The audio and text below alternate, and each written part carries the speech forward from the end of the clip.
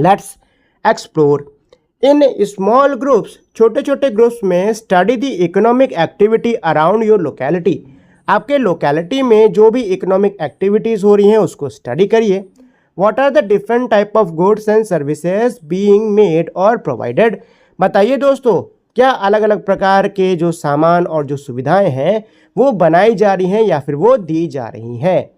तो भाई आप जिस भी लोकेलिटी में रहते होगे उसमें कुछ चीज़ तो ज़रूर होंगी, जैसे कि सामान खरीदने के लिए जो ग्रोसरी शॉप है ना वो तो ज़रूर होगी। ग्रोसरी शॉप में क्या मिलता है? दूध, दही, इसके अलावा ब्रेड, दालें और पैकेट फूड, चिप्स, बिस्किट, ये सब मिलते हैं, है कि नहीं दोस्तों।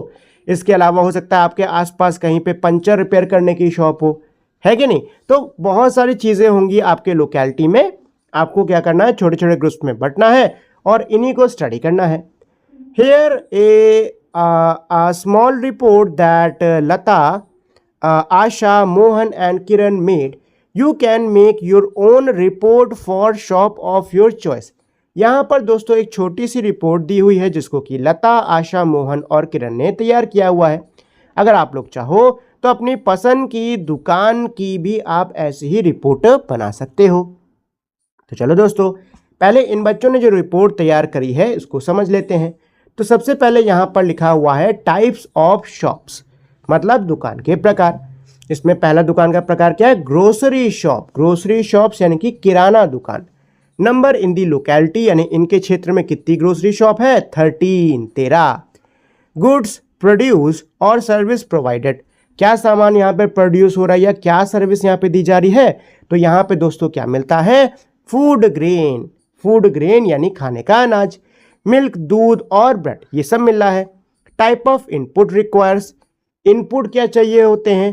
पैक्ड गुड्स, जो पैक किया हुआ सामान है वो चाहिए होता है दुकान तैयार करने के लिए। इसके अलावा दुकानों में पेरिशेबल यानी ऐसे खाने की चीज़ें जिनकी एक्सपायरी डेट होती है, जो कि ख़राब हो सकते हैं, वो भी होते हैं। और इसके अलावा दुकान के लिए स्टोरेज स्पेस की भी ज़रूरत होती है। भाई सामान को सिर के ऊपर तो ला दोगे नहीं, कहीं ना कहीं स्टोर करोगे, नहीं करोगे? करोगे ना, तो स्टोरेज स्पेस की भी ज़रूरत होती है। नेक्स्ट इन्होंने यहाँ पर रेस्टोरेंट और फूड स्टॉल इसको करा है। तो इनकी लोकेलिटी में 8 है रेस्टोरेंट और फूड स्टॉल। सामान क्या मिल रहा है? पका हुआ खाना मिल रहा है, स्नैक्स मिल रहे हैं, बेवरेजेस यानी कि पीने वाली चीज़ें मिल रही हैं। टाइप ऑफ इनपुट रिक्वायर्ड, क्या इनपुट इसमें लगाना पड़ता है? भाई कच्चा सामान चाहिए जैसे कि सब्जियां, फल, ये सब चाहिए। इसके अलावा पकाने के लिए गैस चाहिए, बर्तन चाहिए और साथ ही में बावर्ची भी चाहिए और उनकी सहायता करने वाले लोग भी चाहिए। नेक्स्ट शॉप है वेजिटेबल वेंडर्स, यानी सब्जी बेचने वाले। कितने हैं? 15, यानी इनके क्षेत्र में 15 सब्जी बेचने वाले हैं। गुड्स प्रोड्यूस और सर्विसेज प्रोवाइड्स, तो ये क्या गुड्स प्रोड्यूस करते हैं, क्या सर्विस देते हैं? तो जो ताज़ी फल सब्जियां हैं ये उसको बेचते हैं। ठीक है दोस्तों। और इनपुट क्या चाहिए? भाई बेचने के लिए पहले तो खुद सामान खरीदना पड़ेगा ना, तो इनको खुद फ्रेश प्रोड्यूस जो है वो लेकर आना होता है। ठीक है। इसके अलावा ये टोकरियों में सामान रखते हैं, वजन करते हैं तो वेइंग स्केल भी चाहिए। इसके अलावा जो ठेला है या जो स्टॉल है उसकी भी ज़रूरत पड़ती है। नेक्स्ट है इसमें मोबाइल रिपेयर शॉप। कितनी है इनकी लोकेलिटी में? 4, यानी कि 4 मोबाइल रिपेयर शॉप है। क्या हो रहा है यहाँ पर? फ़ोन रिपेयर किया जा रहा है। इसके अलावा फ़ोन की एक्सेसरीज़ यहाँ पे मिलती हैं। क्या इनपुट चाहिए इस शॉप को या इस बिज़नेस को चलाने के लिए? तो टूल्स चाहिए, स्पेयर पार्ट्स, मतलब फ़ोन के स्पेयर पार्ट्स चाहिए जिससे कि उनको बदला जा सके। नॉलेज और स्किल होनी चाहिए फ़ोन्स और कंप्यूटर्स की। ऐसे थोड़ा ना कोई भी स्क्रू ड्राइवर है कुछ भी लेके बैठ जाए कि आज हम ही फ़ोन बना देंगे, है कि नहीं? नॉलेज चाहिए होती है इसके लिए। नेक्स्ट है सलून और पार्लर। कितने हैं? 3 हैं। क्या होता है यहाँ पे? बाल काटे जाते हैं, अच्छे से सजाया जाता है, ब्यूटी सर्विस दी जाती है। किस किस चीज़ की ज़रूरत होती है? कैंची की, क्रीम की, ब्यूटी प्रोडक्ट्स की, पानी और बिजली की। Look at your group report. अब दोस्तों आप लोगों ने जो रिपोर्ट तैयार करी है कह रहे हैं उसको देखो। थिंक अबाउट दी फॉलोइंग, और इनके बारे में सोचो। तो पहला इसमें क्या है? Where do people get the money that they need for businesses. व्यापार को चलाने के लिए जो पैसे की ज़रूरत होती है वो पैसा इनको कहाँ से मिलता है? ठीक है दोस्तों। तो क्वेश्चन क्या है कि व्यापार को चलाने के लिए जिस धन की, पैसे की ज़रूरत होती है, इनको ये पैसा कहाँ से मिलता है? तो देखिए, लोग अगर बिजनेस करना चाह रहे हैं या फिर बिजनेस करते हैं तो पहले से ही कुछ पैसा बचा करके रखते हैं। इसके अलावा अगर पैसे कम पड़ जाते हैं तो फैमिली मेम्बर से मांगा जाता है, आसपास दोस्तों से मांग लेते हैं, नहीं तो बैंक से लोन ले लेते हैं, कोऑपरेटिव सोसाइटी से लोन ले लेते हैं, या कोई गवर्नमेंट स्कीम होती है उसका यूज़ कर लेते हैं, या किसी इन्वेस्टर को ये अपने साथ में ले लेते हैं।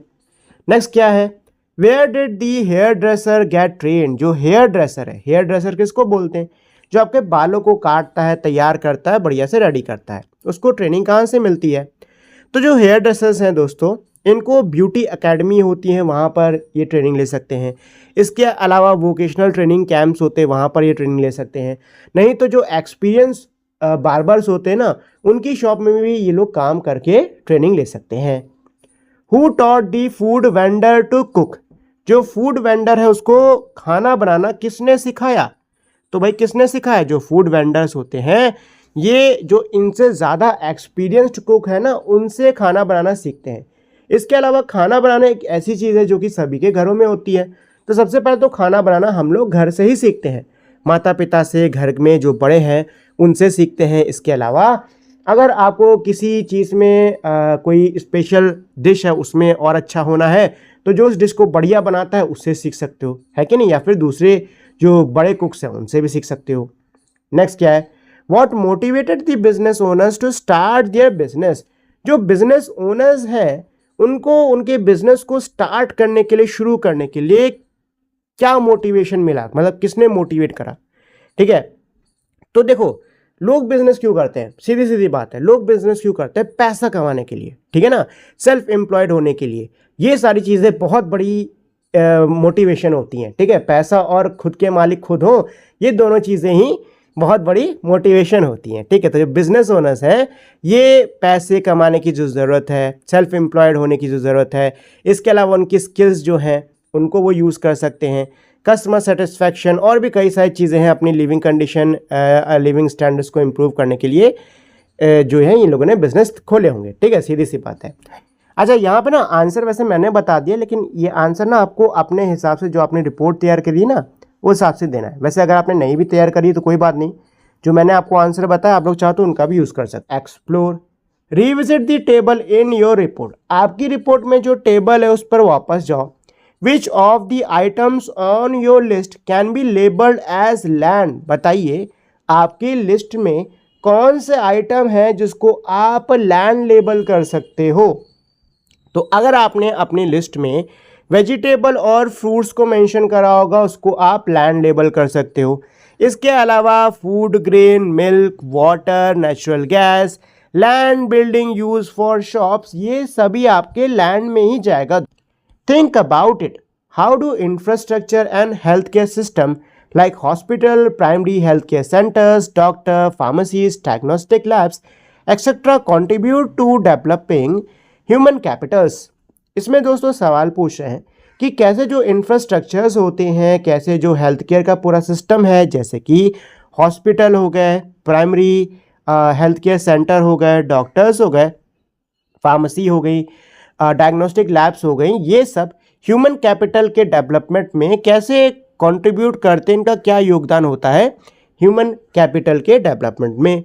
तो देखो दोस्तों, जो अच्छे हॉस्पिटल होते हैं, हेल्थ सेंटर्स होते हैं, डॉक्टर्स, फार्मेसीज और जो डायग्नोस्टिक लैब्स होती हैं, ये लोगों को सेहतमंद रखती हैं, हेल्दी रखती हैं। और जब लोग सेहतमंद रहते हैं तो वो अच्छे से पढ़ाई कर पाते हैं, अच्छी तरीके से काम कर पाते हैं, अपने ज्ञान को, अपनी कला को, अपने जो काम है उसको बढ़िया तरीके से कर पाते हैं। तो ऐसे जो हेल्थ केयर है वो ह्यूमन कैपिटल को, let's explore, let's do a small experiment. चलिए एक छोटा सा एक्सपेरिमेंट करते हैं। Make a list of 10 working adult in your family and neighbourhood. आपके घर और आस पड़ोस में काम करने वाले जो 10 एडल्ट्स हैं उनकी लिस्ट बनाइए।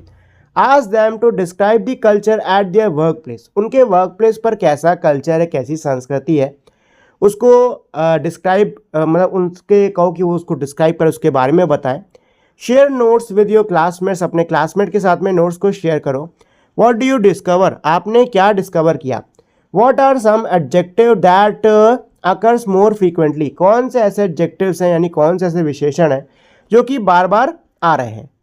तो देखो दोस्तों, आप अगर अपने घर के बड़ों से पूछोगे ना वर्क प्लेस के बारे में, वर्क प्लेस के कल्चर के बारे में, तो आप ये पाओगे कि ज़्यादातर जो जगहें हैं ये टीम वर्क को इनकरेज करती हैं। ठीक है, team work, honesty, discipline, punctuality, responsibilities, इन सबको ये इनकरेज करते हैं।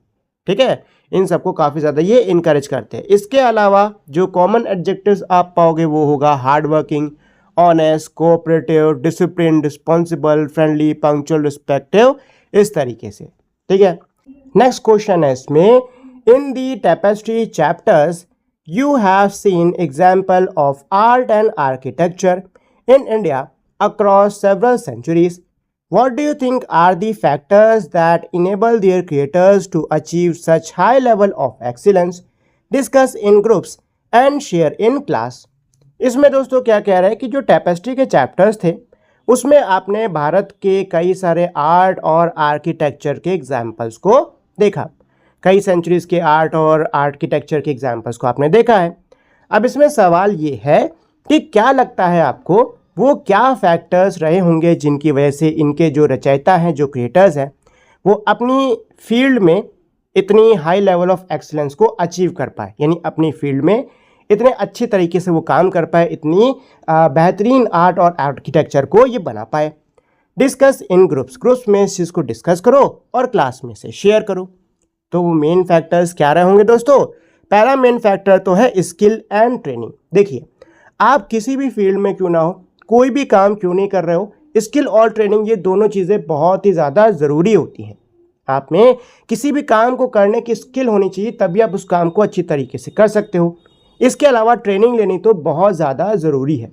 ठीक है, नेक्स्ट है ईयर्स ऑफ प्रैक्टिस। एक बार काम सीख लिया तो अगर उस काम में अच्छा होना है तो बार बार उसकी प्रैक्टिस करनी पड़ती है। लोग सालों तक अपने काम की प्रैक्टिस करते हैं, तब जाके कहीं वो अपने काम में अच्छे हो पाते हैं। क्रिएटिविटी होना बहुत ज़्यादा ज़रूरी है। पेशेंस, किसी भी फील्ड में आप क्यों ना हो, पेशेंस, सब्र का होना बहुत ज़्यादा ज़रूरी है। इसके अलावा उस समय के जो शासक हुआ करते थे, जो समाज था, उससे भी इन लोगों को काफ़ी सपोर्ट मिलता था। तो support from rulers and society. तो ये कुछ मेन फैक्टर्स हैं। वैसे तो और भी कई सारे फैक्टर्स हैं, बट ये कुछ मेन फैक्टर्स हैं जिसकी वजह से जो पहले के टाइम के जो शानदार आर्ट और आर्किटेक्चर्स के जो क्रिएटर्स हैं वो अपने फील्ड में जो भी वो काम करते हैं उसमें वो इतनी हाई लेवल ऑफ में। Think about it. शिवाय, a student at Saraswati Vidyalaya in grade 8 had to drop out of school 2 years back as his father lost his job. शिवाय जो कि सरस्वती विद्यालय के कक्षा 8 का छात्र है, बच्चा है, स्टूडेंट है, इसको अपना स्कूल 2 साल पहले छोड़ना पड़ा क्योंकि इसके पिता की नौकरी चली गई थी। How do you think the loss of schooling years will effect शिवाय व्हेन ही ग्रू अप? क्या लगता है दोस्तों आपको कि जो लॉस ऑफ स्कूलिंग है इसका जब शिवाय बड़ा होगा तो इसका तब उस पर क्या असर होगा? तो सबसे पहली चीज़ तो स्कूल से दोस्तों हम लोग को काफ़ी ज्ञान, काफ़ी स्किल्स सीखने को मिलती हैं। क्योंकि शिवाय का जो स्कूल है वो छूट गया है, तो सीधी सी बात है इस नॉलेज और ज्ञान को वो नहीं समझ पाएगा। यानी कि लॉस ऑफ स्कूलिंग से शिवाय की जो नॉलेज और स्किल्स हैं ये रिड्यूस हो सकती हैं, ये कम हो सकती हैं। ठीक है, इसके अलावा फ्यूचर में उसको नौकरी पाने में भी दिक्कत होगी, जिसकी वजह से उसकी जो इनकम है ये भी लोअर हो सकती है, कम हो सकती है। इसके अलावा हायर एजुकेशन के जो मौके हैं ये भी उसके लिए काफ़ी ज़्यादा कम हो जाएंगे। ठीक है ना दोस्तों? तो इसका आंसर यही है, लॉस ऑफ स्कूलिंग में रिड्यूस शिवायस knowledge and skill. He may find it difficult to get a good job in the future and may even earn a lower income. It can also reduce his opportunities for higher education. Next इसमें question है, what problem could businesses face when they do not find worker with a required skill? बहुत अच्छा सवाल है दोस्तों। सवाल यहाँ पे ये पूछ रहा है कि बताइए बिजनेसेस यानी कि व्यापारों को क्या समस्या का सामना करना पड़ सकता है अगर उनको जिस स्किल वर्कर की रिक्वायरमेंट है वो पूरी ना हो पाए। मतलब ये एग्जाम्पल के लिए मान लो कि एक कपड़ा बनाने वाली फैक्ट्री है, उसको ऐसे वर्कर्स नहीं मिल पा रहे जिनको कपड़ा बनाना आता है, तो उनको किन समस्याओं का सामना करना पड़ेगा। ठीक है, सवाल कुछ इस प्रकार से है। तो देखो दोस्तों, अगर किसी भी पर्टिकुलर बिजनेस में स्किल्ड वर्कर्स कम होंगे तो पहली चीज़ तो प्रोडक्टिविटी पे डायरेक्ट असर पड़ेगा। भाई कारीगर कम है तो काम भी कम ही होने वाला, सीधी सी बात है। जो उपज निकलेगी वो भी कमी निकलेगी, तो लोअर प्रोडक्टिविटी, ये पहली चीज़ हो गई। इसके अलावा अगर अच्छे स्किल के वर्कर्स नहीं है तो कोई सामान निकलेगा भी तो वो अच्छी क्वालिटी का नहीं होगा, पुअर क्वालिटी प्रोडक्ट। ठीक है, और अगर स्किल वर्कर नहीं तो सीधी सी बात है कंपनीज को अलग से वर्कर्स को सिखाना पड़ेगा, ट्रेनिंग देनी पड़ेगी, मतलब इसमें खर्चा आएगा काफ़ी, तो हायर ट्रेनिंग कॉस्ट। इसके अलावा जब तक इंसान सीख रहा है तब तक तो काम कर नहीं सकता, तो प्रोडक्शन में डिले भी होगा। इसकी वजह से प्रॉफिट जो है ये भी नीचे जाने वाले हैं, और इस वजह से जो बिजनेस है वो बाकी बिजनेस से compete नहीं कर पाएगा। Think about it, are some jobs more important than others? क्या कुछ नौकरियां दूसरों से ज़्यादा इंपॉर्टेंट होती हैं? What would happen if nobody clean the street? क्या होगा अगर कोई भी सड़क साफ ना करे, कलेक्टर द ट्रैश, कचरा ना इकट्ठा करे, farmers stop cultivating the crops, किसान अगर फसल उगाना बंद कर दें, doctor were not available to treat patients, अगर डॉक्टर्स ना हो पेशेंट्स के लिए, एंड सो ऑन, और आगे ऐसा हो तो क्या होगा? देखो दोस्तों, सारी जो नौकरियां हैं वो इम्पॉर्टेंट होती हैं क्योंकि सभी लोग समाज में अपने तरीके से कंट्रीब्यूट करते हैं, योगदान देते हैं। अगर कोई भी वर्ग काम करना बंद कर देगा तो समाज ठप पड़ जाएगा, सही से काम नहीं कर पाएगा, है कि नहीं? अगर सैनिटेशन वर्कर यानी साफ सफाई करने वाले जो कर्मचारी हैं वो साफ सफाई करना बंद कर दे तो हर तरफ गंदगी होगी, बीमारियां फैलेंगी, लोग सेहतमंद नहीं रह पाएंगे। अगर किसान खेती करना बंद कर दे तो खाने की शॉर्टेज हो जाएगी, खाओगे क्या? अगर डॉक्टर नहीं हुए तो लोगों को सही इलाज समय पर नहीं मिल पाएगा। समाज जो है वो सभी के काम पर निर्भर करता है, सभी का काम समाज के लिए ज़रूरी है, और सभी लोग जब साथ में मिलकर काम करते हैं तभी समाज सही से फंक्शन कर पाता है। अगर कोई भी वर्ग काम करना बंद कर देगा तो इसका समाज पर बहुत बुरा असर होगा। ठीक है ना दोस्तों? तो आंसर में चाहो तो आप ये लिख सकते हो, every job is important because each contributes to society. If sanitation workers stop cleaning, disease would spread. If farmers stop farming, there would be food shortage. If doctors were unavailable, people would not receive proper treatment. Society depends on the contribution of all workers. Let's explore. Many of the traditional techniques of production has either disappeared or are on a decline. कई सारी जो पारंपरिक कलाएं हैं अब वो धीरे धीरे करके या फिर तो गायब हो गई हैं या फिर तो धीरे धीरे करके गायब होती जा रही हैं। For example, the stitching of ship saw a severe decline after the arrival of European in the Indian ocean in 16th century. उदाहरण के लिए 16वीं सदी में जब इंडियन ओशियन में यूरोपियंस आए हैं तो इनके आने के बाद से जो स्टिचिंग ऑफ शिप जिसके बारे में ऊपर हम लोगों ने पढ़ा है इसका काफ़ी डिक्लाइन देखने को मिला है। This technique is now use for small fishing boats. इस टेक्निक का इस्तेमाल अब छोटी छोटी जो मछली पकड़ने वाली नाव हैं उनके लिए किया जाता है। Why do you think the use of indigenous techniques has decline? Discuss in class. क्या लगता है दोस्तों आपको, क्या सोचते हो आप कि जो इंडिजीनियस टेक्निक्स हैं यानी कि हमारी जो पारंपरिक तकनीक्स हैं वो धीरे धीरे डिक्लाइन क्यों कर रही हैं? क्लास में इसको डिस्कस करो। तो देखो दोस्तों, जो इंडिजीनियस टेक्निक्स हैं ये डिक्लाइन इसलिए कर रही हैं क्योंकि अब इनकी जगह ले ली है मॉडर्न मशीनरी ने। इंडिजीनियस टेक्निक से चीज़ों को बनाने में समय थोड़ा ज़्यादा लगता था, लेकिन मॉडर्न मशीनरी जो है वो उसी काम को बहुत ही तेज़ी से और बहुत ही जल्दी कर देती है। इसके अलावा फैक्ट्री मेड जो प्रोडक्ट होते हैं ये सस्ते यानी कि चीपर भी होते हैं। भाई जो इंडिजीनियस टेक्निक्स हैं इनको ज़्यादातर हाथ से बनाया जाता था, जिस वजह से ये ज़्यादा कॉस्टली, ज़्यादा एक्सपेंसिव होते हैं और इनको बनाने में भी टाइम लगता है। जबकि जो मॉडर्न मशीन के बने हुए प्रोडक्ट हैं ये फटाक से मशीन से बन जाते हैं, कम मेहनत लगती है, कम समय लगता है और ये सस्ते भी होते हैं। ठीक है, इसके अलावा नई टेक्निक्स ने जो पुराने पारंपरिक तरीके हैं ना उनको रिप्लेस कर दिया है। साथ ही में लोग जो हैं ये भी अब मॉडर्न प्रोडक्ट्स को ज़्यादा प्रेफर करते हैं, है कि नहीं? और जो पुराने पारंपरिक जो कुछ आर्टिजन्स हैं भी इन्होंने जॉब चेंज कर दी, मतलब अब ये दूसरे व्यवसाय में लग गए क्योंकि भाई सीधी सी बात है, अगर लोग इनका सामान लेंगे नहीं तो इनकी कमाई होगी नहीं, और इन्हें भाई अपना भाई पेट पालना है, परिवार पालना है, तो उसके लिए इनको जॉब स्विच करनी पड़ी, है कि नहीं। Find out some techniques and products of your region that showcase human effort and skills. तो दोस्तों अब यहाँ पे जो ये सवाल है, ये आपसे कह रहा है कि आप जिस भी क्षेत्र में रहते हो उस क्षेत्र की जो कोई पारंपरिक टेक्निक्स या जो प्रोडक्ट्स हैं उनके बारे में पता करो जो कि ह्यूमन एफर्ट और स्किल यानी कि कौशल को दिखाते हो। Explain briefly using drawing and text in class. Class में आपको उसके बारे में एक्सप्लेन करना होगा ड्राइंग की सहायता से और टेक्स्ट यानी कि कुछ लिख के लाओ उसकी सहायता से, ठीक है। तो इस वाले का आंसर ना आपको खुद से ही करना। Let's explore. Identify a factory in your region. आपके रीजन, आपके क्षेत्र में कोई फैक्ट्री है उसको आइडेंटिफाई करो, पहचानो। Find out how much capital may be invested in the construction of factory. पता लगाओ फैक्ट्री को बनाने में तकरीबन कितना रुपया लगा होगा। What kind of equipment does the factory use to create its finished goods. और कौन से प्रकार के औजारों का इस्तेमाल फैक्ट्री में होता है ख़त्म जो तैयार हुआ सामान है उसको तैयार करने में, ठीक है। तो देखो इसका आंसर ना आपको खुद से ही निकालना होगा। चलो एक काम करते हैं, एग्जाम्पल लेते हैं बिस्किट फैक्ट्री का, पार्ले बिस्किट फैक्ट्री का लेते हैं, ठीक है। तो बिस्किट फैक्ट्री को लगाने के लिए अगर बड़ी फैक्ट्री है तो उसको लगाने के लिए मान लो अराउंड चाहिए 100 करोड़, ठीक है, मान लो 100 करोड़ तक का चाहिए।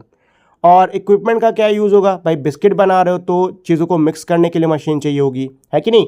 आटा गूंदने के लिए मशीन चाहिए होगी, क्योंकि भाई बिस्किट बहुत बनते हैं फैक्ट्री में, लाखों करोड़ों बिस्किट बन जाते हैं एक दिन में फैक्ट्री में, इतना हाथ से नहीं गूंद सकते हो।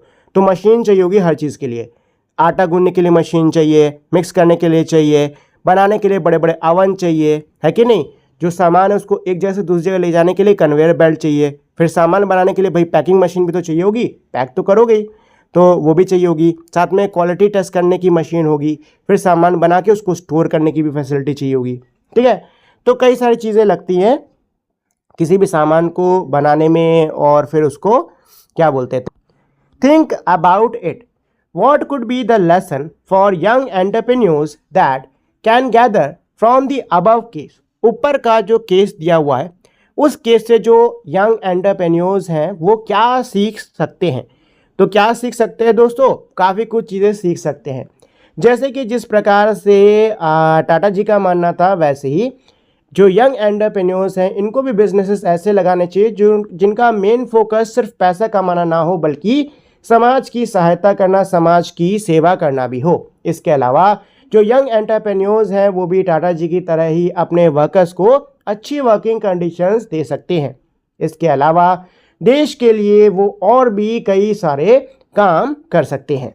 नेक्स्ट क्या है, does the existing knowledge of the entrepreneurs help in finding the solution to the problem at hand, और do they need to seek other sources.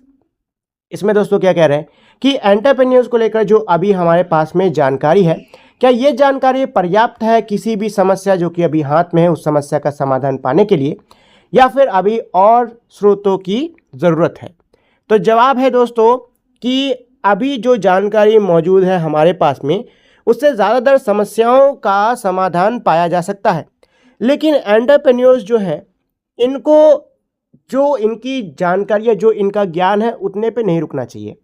इनको और नई चीज़ें एक्सपर्ट से सीखनी चाहिए, कस्टमर्स से, इसके अलावा ट्रेनिंग प्रोग्राम, बाकी चीज़ों से इनको नई चीज़ें सीखते रहना चाहिए और अपने बिजनेस को इम्प्रूव करते रहना चाहिए। नेक्स्ट क्वेश्चन है इसमें, is profit the only motivation for an entrepreneur, why और वाई नॉट। क्या जो लाभ है यानी कि जो फ़ायदा है एंटरप्रेन्योर्स के लिए एकमात्र यही मोटिवेशन होता है? अगर हाँ तो क्यों, अगर नहीं तो क्यों नहीं? तो दोस्तों जवाब है नहीं। एंटरप्रेन्योर्स के लिए लाभ ही सब कुछ नहीं होता। देखिए एंटरप्रेन्योर किसको कहते हैं? एंटरप्रेन्योर ऐसे व्यक्ति को कहते हैं जो कि एक समस्या को समझता है, उसका समाधान करता है, रिस्क लेता है, अपने बिजनेस को बड़ा करता है, उसको बोलते हैं एंटरप्रेन्योर, ठीक है। तो जब व्यक्ति आया है समस्या का समाधान करने हैं तो उसको क्या करना चाहिए, लोगों की प्रॉब्लम्स को सॉल्व करना चाहिए। इसके अलावा एंटरप्रेन्योर्स जब बड़ा बिजनेस लगाते हैं तो उससे एम्प्लॉयमेंट भी काफ़ी ज़्यादा पैदा होता है। इसके अलावा एंटरप्रेन्योर्स को नए आइडियाज़ के पीछे जाते रहना चाहिए, समाज की भी सहायता करनी चाहिए और एक अच्छा इन्वायरमेंट तैयार करना चाहिए जिसमें उनके जो वर्कर्स हैं वो काम कर सके, ठीक है। चलिए नेक्स्ट क्वेश्चन पर चलते हैं। What are the other personality traits required to be a successful entrepreneur? Successful entrepreneur बनने के लिए कौन सी पर्सनैलिटी ट्रेट्स चाहिए होती है, मतलब एक सक्सेसफुल एंटरप्रेन्योर में कौन सी पर्सनैलिटी ट्रेट्स होनी चाहिए? तो पहली चीज, एक सक्सेसफुल एंटरप्रेन्योर कॉन्फिडेंट होना चाहिए, मतलब उसमें खुद में आत्मविश्वास होना चाहिए कि मैं कर लूंगा। क्रिएटिव होना चाहिए उस व्यक्ति को। लीडरशिप क्वालिटीज उसके अंदर होनी चाहिए। भाई अगर आप अपने बिजनेस को हेड कर रहे हो, आप उसका नेतृत्व कर रहे हो, तो सीधी सी बात है आप में वो क्वालिटीज भी तो होनी चाहिए ना। हार्ड वर्किंग होना चाहिए, डिसीजन मेकिंग एबिलिटी अच्छी होनी चाहिए, प्रॉब्लम सॉल्विंग स्किल्स अच्छी होनी चाहिए, पेशेंस यानी कि सब्र होना चाहिए, ईमानदारी होनी चाहिए, अच्छा कम्युनिकेशन होना चाहिए और रिस्क लेने को व्यक्ति को तैयार रहना चाहिए। क्योंकि जो एंटरप्रेन्योर्स होते हैं ये बेसिकली नए बिजनेस के साथ में करते क्या है, ये लोग रिस्क ही ले रहे हो। Let's explore. Can you think of some technological advancements that have impacted the life of people and communities around you? Talk to elders at home और in the neighbourhood about it. देखिए दोस्तों, इसमें ये सवाल पूछा जा रहा है कि ऐसे कोई टेक्नोलॉजिकल एडवांसमेंट्स हैं जिन्होंने आपके आसपास रह रहे लोगों के जीवन पर या समुदायों के जीवन पर असर डाला हो। इसके बारे में आप घर में बड़ों से या फिर आस पड़ोस में बड़ों से बात कर सकते हो। तो दोस्तों कई सारी ऐसे टेक्नोलॉजीज़ हैं जिन्होंने हमारे जीवन पर असर डाला है, जैसे कि स्मार्टफोन। पहले के टाइम पे अगर आपको किसी से बात करनी होती थी तो उसके लिए आपको पीसीओ जाना पड़ता था, वहाँ पे लैंडलाइन वाला फ़ोन होता था, उससे आप कॉल करते थे। लेकिन स्मार्टफोन की सहायता से आप घर बैठे बात कर सकते हो। इसके अलावा इंटरनेट के द्वारा समझ लीजिए पूरी दुनिया का एक्सेस आपके पास है। एग्जाम्पल के लिए अभी आप ये जो वीडियो देख रहे हो ये थ्रू इंटरनेट ही देख रहे हो, ठीक है। डिजिटल पेमेंट, अब आपको हर जगह पैसे ले जाने की ज़रूरत नहीं, फ़ोन से आप डायरेक्ट पेमेंट कर सकते हो। ऑनलाइन एजुकेशन, आपको ऑनलाइन शिक्षा मिल सकती है, ऑनलाइन आप पढ़ सकते हो। इसके अलावा आप ऑनलाइन अब तो दवाइयों को भी ऑर्डर कर सकते हो और भी कई सारी चीज़ें, जैसे कि आप इलेक्ट्रिक व्हीकल्स का इस्तेमाल काफ़ी हो रहा है। सोलर पैनल्स आते हैं जिससे आप सोलर एनर्जी के द्वारा बिजली बनती है, उससे आपका बिजली का बिल आता है, कम आता है। तो कई सारी चीज़ें हैं दोस्तों जिसने हमारे जीवन पर इम्पैक्ट डाला है। ऐसे कई सारे टेक्नोलॉजिकल एडवांसमेंट्स हैं जिन्होंने हमारे जीवन पर काफ़ी गहराई से असर डाला है। चलिए नेक्स्ट क्वेश्चन पर चलते हैं। Think of an invention that you would like to make to solve a problem. Write its related information on a piece of a paper, such as its name, what it does, and how it works. Sketch or drawing of what it would look like, and so on. Discuss with your classmates. तो दोस्तों ये जो question है ये बहुत ही कमाल का question है। क्वेश्चन में ये कह रहा है कि एक इन्वेंशन के बारे में सोचो जो कि किसी प्रकार की कोई समस्या है उसका समाधान करता हो। उससे जुड़ी हुई जो जानकारी है उसको कागज़ के एक टुकड़े पर लिखो, जैसे कि उसका नाम लिखो, ये क्या करता है ये लिखो, ये क्या काम करता है ये लिखो, कैसे काम करता है ये लिखो, और इसके अलावा उसका स्केच या उसकी ड्राइंग बनाओ, ठीक है। और फिर क्लास में ना इस पर डिस्कशन करो। आई थिंक इस पूरे चैप्टर का ये सबसे ज़्यादा कमाल का क्वेश्चन है, ठीक है दोस्तों। क्योंकि देखिए ये जो क्वेश्चन है ना ये आपके अंदर के एंटरप्रेन्योर को जगाएगा, ठीक है। तो मैं कहूँगा भाई इसका जवाब तो ज़रूर दीजिएगा आप लोग, और खुद से दीजिएगा। इसके जवाब में मैं कुछ नहीं बोलने वाला, इसका जवाब आपको देना है, वो भी खुद से देना है।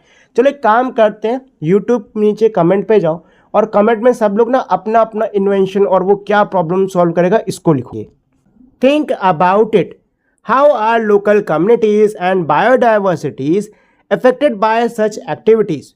Do you also know some places around you that have seen water and land degradation over time? Discuss in class. तो दोस्तों इसमें ये पूछ रहे हैं कि क्या जो ऐसी जो एक्टिविटीज़ यानी ऐसी जो काम होते हैं उनका लोकल कम्युनिटीज़ यानी स्थानीय समुदायों पर और उस जगह की बायोडाइवर्सिटी पर क्या असर पड़ता है, कैसा असर पड़ता है, और क्या आप किसी ऐसी जगह के बारे में जानते हो जहां की भूमि और ज़मीन समय के साथ साथ डिग्रेड हुई हो यानी कि खराब हुई हो। कक्षा में इस पर चर्चा करिए।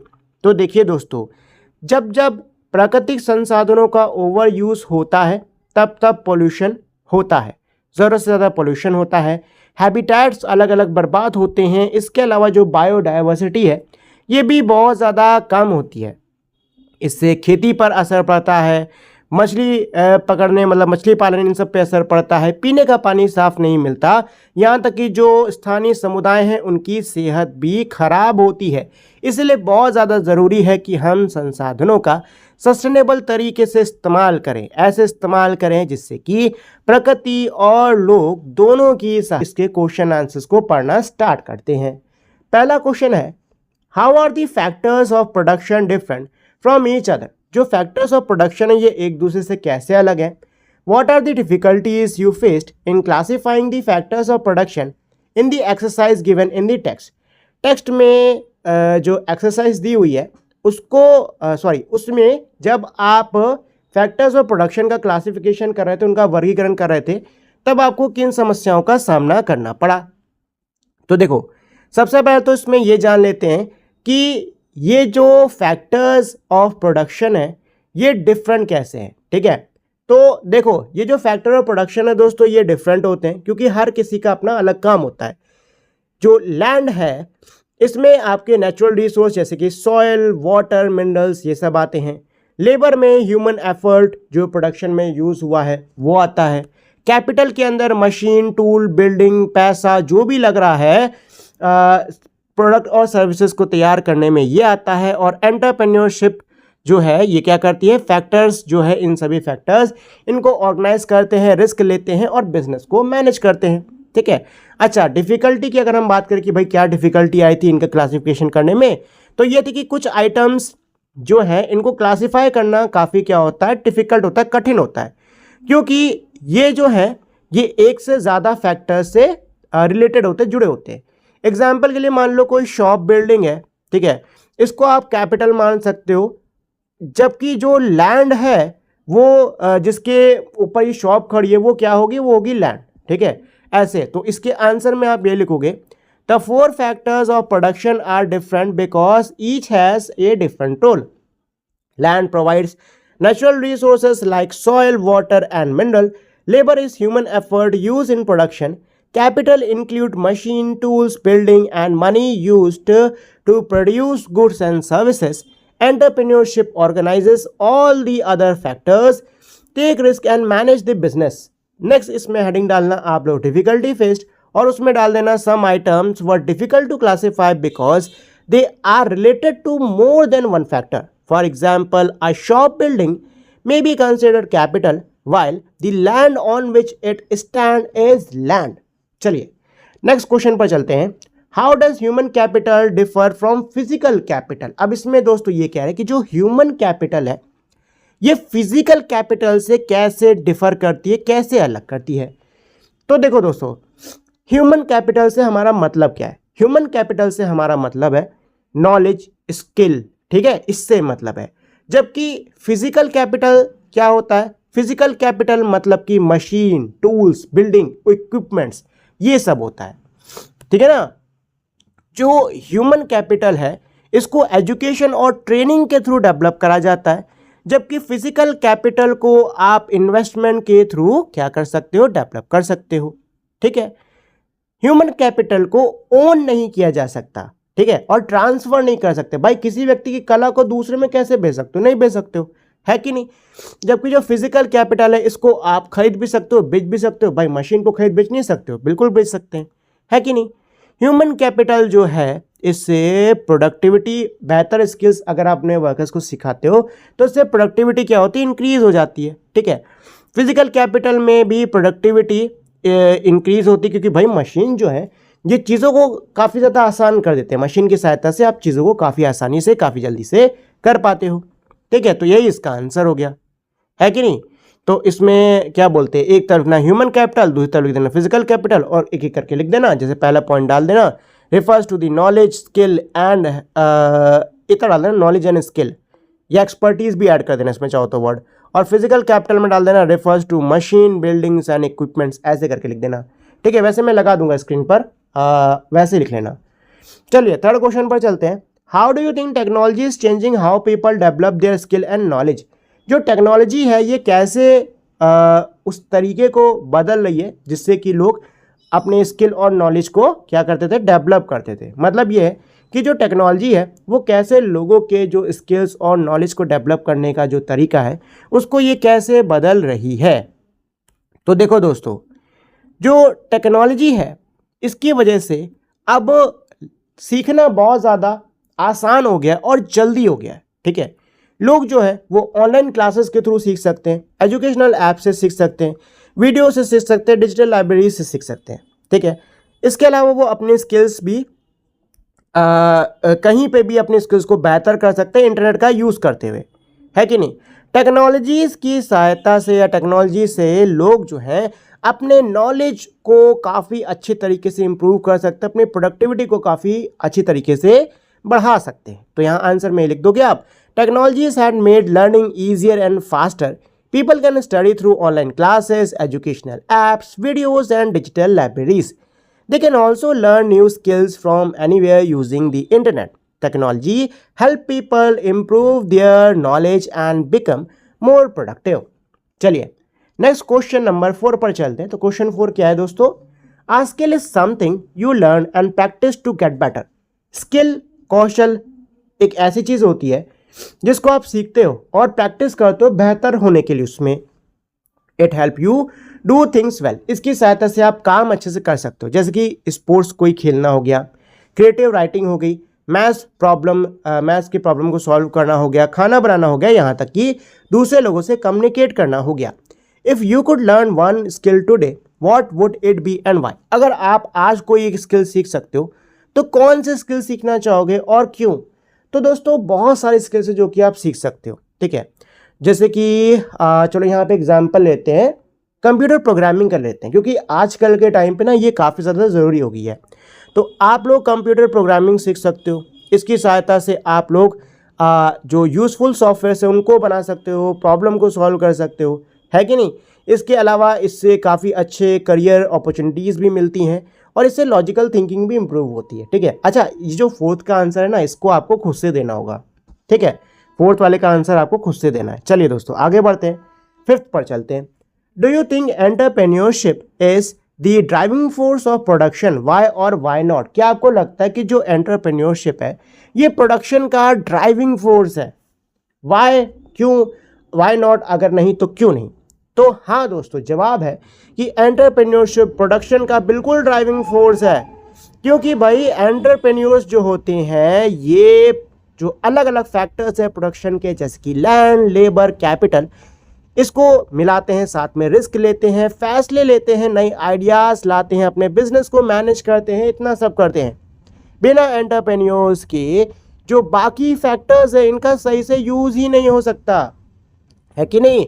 तो बिल्कुल आप कह सकते हो कि जो एंटरप्रेन्योर्स हैं ये प्रोडक्शन के ड्राइविंग फोर्स हैं, क्योंकि इनके बिना इतनी तेज़ी से चीज़ें नहीं बन पाएंगी। ठीक है, तो आंसर में लिख सकते हो yes, entrepreneurship is the driving force of production because an entrepreneur combines land, labor and capital, take risk, make decisions, introduce new machines and manage the business. Without an entrepreneur, the other factors cannot be used effectively. चलिए next question पर चलते हैं, 6 वाले पर। क्या है, can technology replace other factors like labour, is this good और bad. Support your answer with the help of an example. इसमें दोस्तों ये कह रहे हैं कि जो टेक्नोलॉजी है क्या ये बाकी फैक्टर्स जैसे कि लेबर यानी कि श्रम को रिप्लेस कर सकता है, उसकी जगह ले सकता है, क्या ये अच्छा है या बुरा है। जो भी आप आंसर दोगे उसको आपको एग्जाम्पल की सहायता से देना होगा। ठीक है, तो देखो दोस्तों टेक्नोलॉजी जो है ये मैनुअल लेबर को रिप्लेस बिल्कुल कर सकती है मशीन्स के द्वारा, ऑटोमेशन के द्वारा, ठीक है ना। लेकिन ये कभी भी कंप्लीटली ह्यूमन वर्कर्स को रिप्लेस नहीं कर सकती, क्योंकि मशीन को ऑपरेट करने के लिए, चलाने के लिए भी लोगों की ज़रूरत होती है, रिपेयर करने के लिए, इनको मैनेज करने के लिए भी लोगों की ज़रूरत होती है। इसके दोनों फ़ायदे नुकसान दोनों होते हैं। इससे प्रोडक्शन बढ़ता है, क्वालिटी में इंप्रूवमेंट आता है, समय बचता है, ठीक है। लेकिन इससे क्या है भाई, नौकरियां भी कम आती हैं, ठीक है ना। इससे नौकरियां भी क्या होती हैं, कम आती हैं। अच्छा एग्जाम्पल की बात करूं तो फैक्ट्री में मशीन्स जो हैं वो वर्कर्स से ज़्यादा चीज़ों को, प्रोडक्ट्स को पैक कर सकती हैं, ठीक है।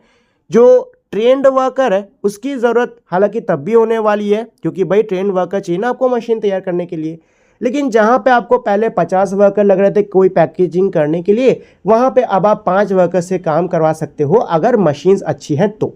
ठीक है दोस्तों, तो आंसर में आप यही लिख सकते हो। ठीक है, चलिए इसको ऐसे करके लिख सकते हो, technology can replace some manual labours by using machines and automation, but it cannot completely reduce human workers because people are still needed to operate, repair and manage machines. It has both advantages and disadvantages. It increases production, improve quality and save time. However, it may reduce job opportunity for unskilled workers. Example में यही factory वाला आप डाल सकते हो जो मैंने आपको बताया था। चलिए नेक्स्ट क्वेश्चन नंबर 7 पर चलते हैं। How do education and skill training affect human capital? Education और स्किल ट्रेनिंग ये ह्यूमन कैपिटल को कैसे अफेक्ट करता है? Can they substitute for each other? क्या ये एक दूसरे के लिए सब्स्टिट्यूट कर सकते हैं, मतलब क्या ये एक दूसरे के लिए काम कर सकते हैं, जगह ले सकते हैं? और do they complement each other, या फिर ये एक दूसरे को कॉम्प्लीमेंट करते हैं, एक दूसरे के साथ में काम करते हैं? तो दोस्तों एजुकेशन और स्किल ट्रेनिंग जो है ये ह्यूमन कैपिटल को बेहतर बनाता है, बढ़िया बनाता है। ठीक है, इससे व्यक्ति की जानकारी बढ़ती है, उसका ज्ञान बढ़ता है, उसकी जो एबिलिटी है, काम को करने की काबिलियत है वो बेहतर होती है और प्रोडक्टिविटी इम्प्रूव होती है कि नहीं? इसके अलावा ये दोनों एक दूसरे को कॉम्प्लीमेंट ज़्यादा करते हैं।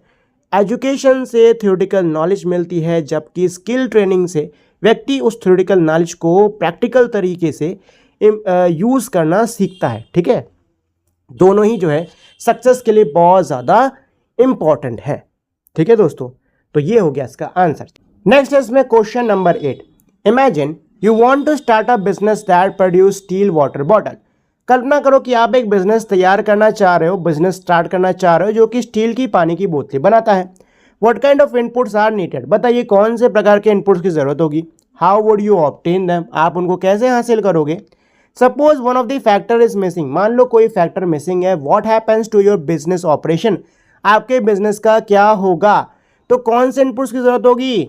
हमें इनपुट्स की जरूरत होगी लैंड की। भाई फैक्ट्री कहीं पे बनाने के लिए, उसको काम करने के लिए कुछ ज़मीन चाहिए कि नहीं चाहिए? इसके अलावा आपको लेबर भी चाहिए होगा, स्किल्ड अनस्किल्ड दोनों।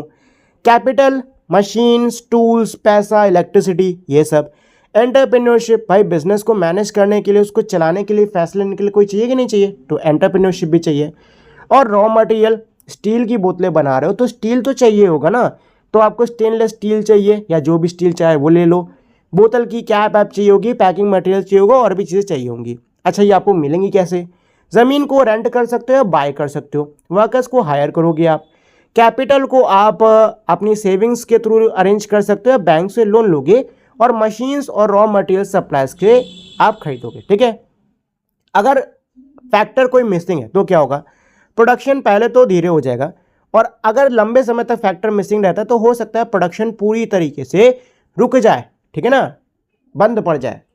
तो आंसर में आप ऐसे इसमें लिख सकते हो। ठीक है, इनपुट्स में आप land, labour, capital, entrepreneurship, raw material ये डाल दोगे।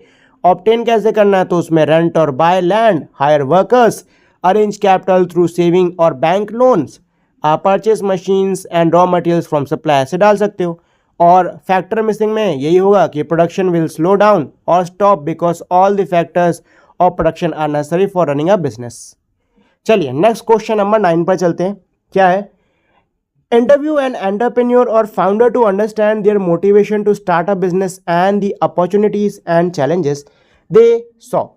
अब इसमें कह रहे हैं दोस्तों कि आपको किसी एंटरप्रेन्योर या फाउंडर का इंटरव्यू लेना होगा। ठीक है, ये समझने के लिए कि उनको अपने बिजनेस को स्टार्ट करने का मोटिवेशन कहाँ से मिला, आखिर उन्होंने अपना बिजनेस क्यों स्टार्ट करा और उनको किन चुनौतियों का सामना करना पड़ा। You can work in pair to create questionnaires to collect the information and share what you learn in the a report.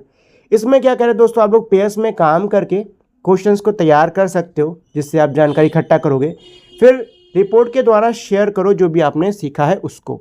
ठीक है, तो यहाँ पर एक सैंपल की रिपोर्ट मैं आपको बता देता हूँ।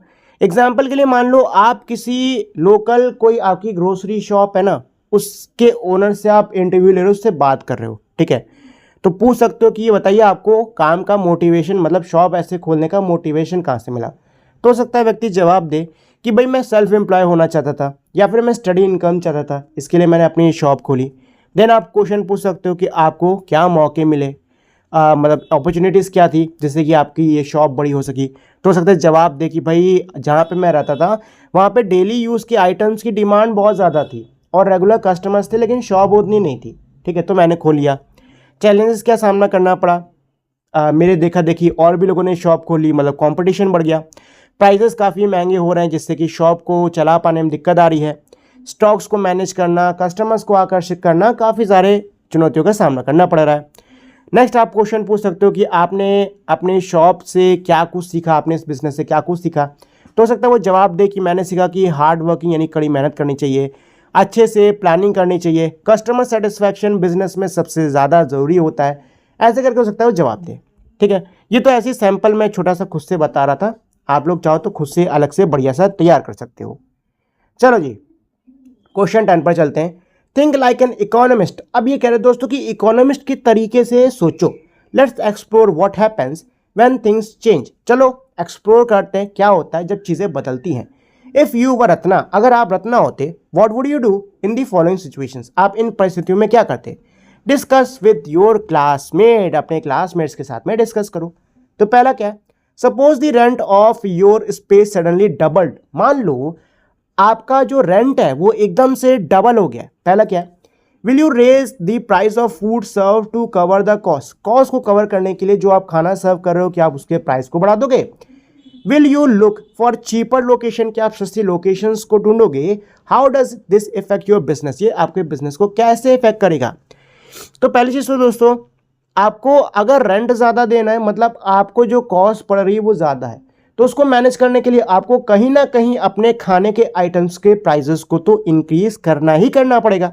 ठीक है ना, लेकिन इतना ज़्यादा नहीं। एग्जाम्पल के लिए अगर कोई आइटम 50 का मिल रहा था, आप उसको 55 का कर सकते हो। ऐसा नहीं कर दिया कि सीधे उसको 80 रुपए का कर दिया, इंसान लेगा ही नहीं।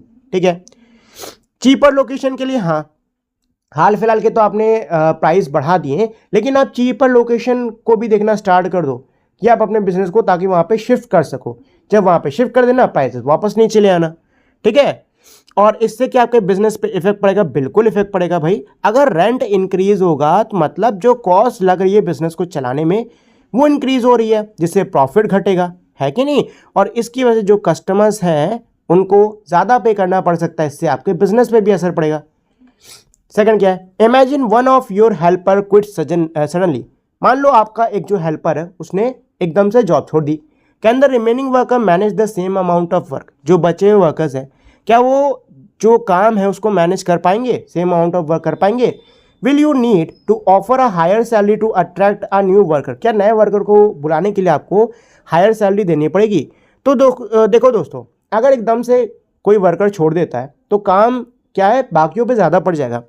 शॉर्ट टाइम के लिए तो मैनेज हो जाता है, लेकिन लंबे समय तक काम नहीं चल पाता, तो उस कंडीशन में आपको नया वर्कर हायर करना ही करना पड़ता है।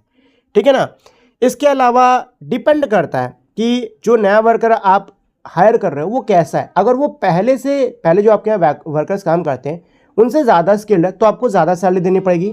बट अगर मान लो वो उतना स्किल वर्कर नहीं है तो आपको उतनी सैलरी नहीं देनी पड़ेगी। ठीक है, और यही रीज़न है कि अब भी कई मतलब जो कंपनियां हैं वो अनस्किल वर्कर को हायर करती है, क्योंकि अनस्किल वर्कर को हायर करने में कम पैसा देना पड़ता है। ठीक है, चलिए थर्ड वाले पर आते हैं। You receive a small loan to invest in a better technology for your restaurant.